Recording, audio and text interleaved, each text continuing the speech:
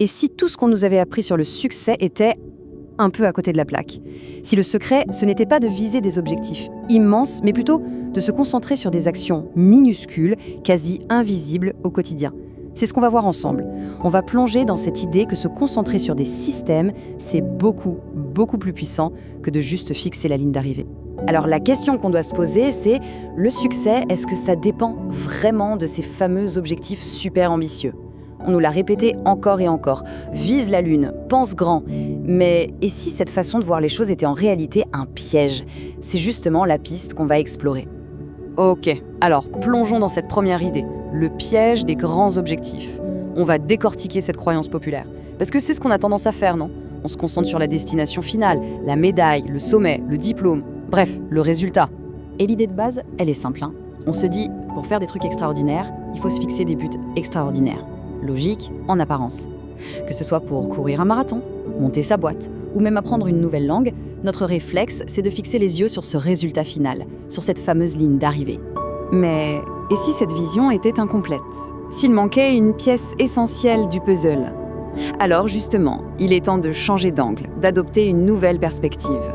On va aller voir ce qui est vraiment le moteur d'un changement qui dure.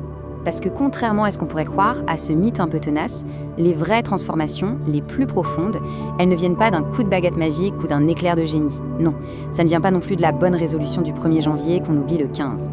Le vrai changement, en fait, il est beaucoup moins spectaculaire. Non, la clé, la vraie de vraie, elle est là.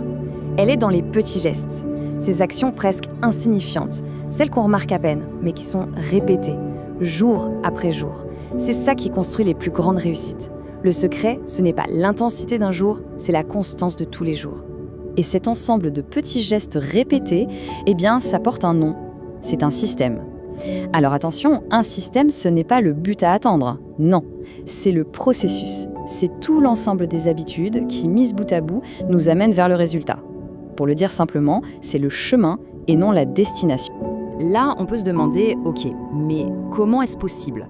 Comment des actions si petites peuvent avoir un impact aussi énorme? Eh bien, la réponse, elle tient en 2 mots, l'effet cumulé. C'est un principe à la fois mathématique et psychologique et il est incroyablement puissant. Cette citation le dit parfaitement. Faire une séance de sport de 5 heures une seule fois par mois, un truc hyper intense mais complètement isolé, c'est au final beaucoup moins efficace que de faire juste 20 minutes. Mais tous les jours, c'est la fréquence qui gagne, pas l'intensité. Alors, regardons ce principe d'un peu plus près. Au tout début, quand on améliore ses habitudes de juste 1%, honnêtement, on ne voit rien. C'est même un peu frustrant. On a l'impression de pédaler dans le vide. Mais c'est là que la magie opère. C'est comme des intérêts composés. Ces tout petits gains, ils s'additionnent, ils se multiplient. Et avec le temps, cette courbe qui était toute plate, d'un coup, elle devient exponentielle. Et c'est là que les transformations vraiment spectaculaires arrivent. Bon, maintenant qu'on a posé les bases, mettons ces 2 concepts face à face.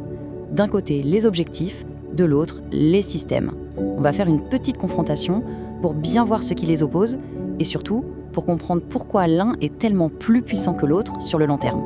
Voilà, ce tableau résume bien la différence fondamentale. D'un côté, les objectifs, eux, ils donnent une direction, un cap. De l'autre, les systèmes, eux, créent carrément le résultat.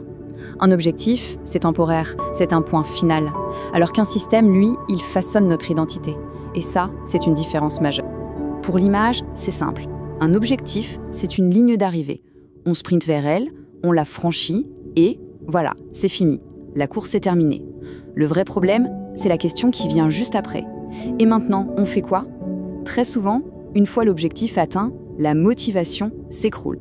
Le système, à l'inverse, il n'a pas de ligne d'arrivée. C'est ça toute la beauté du truc. L'idée, c'est de tomber amoureux du processus lui-même, de chercher à s'améliorer un tout petit peu chaque jour, sans fin. Le but n'est plus de finir la course, mais de devenir un coureur. C'est un changement de mentalité radical. Et ça nous amène au cœur du réacteur, au point sans doute le plus important de toute cette réflexion.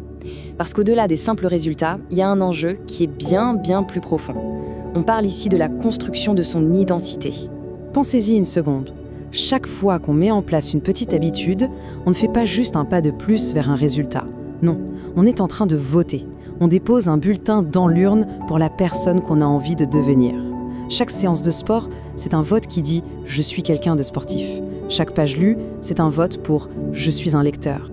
Donc, Si on doit retenir une seule chose, c'est celle-ci. Une habitude, ce n'est pas juste quelque chose qu'on fait, c'est ce qu'on devient. Les habitudes sont la preuve vivante de qui on est. Le véritable but du jeu, ce n'est pas d'avoir quelque chose, mais de devenir quelqu'un. Et on termine sur cette question. Il ne s'agit pas de se demander quel grand objectif on peut atteindre, mais plutôt de se poser cette question: quelle minuscule action, si elle était répétée chaque jour, pourrait commencer à façonner une nouvelle identité? La réponse, eh bien, elle pourrait bien changer la trajectoire de tout le reste.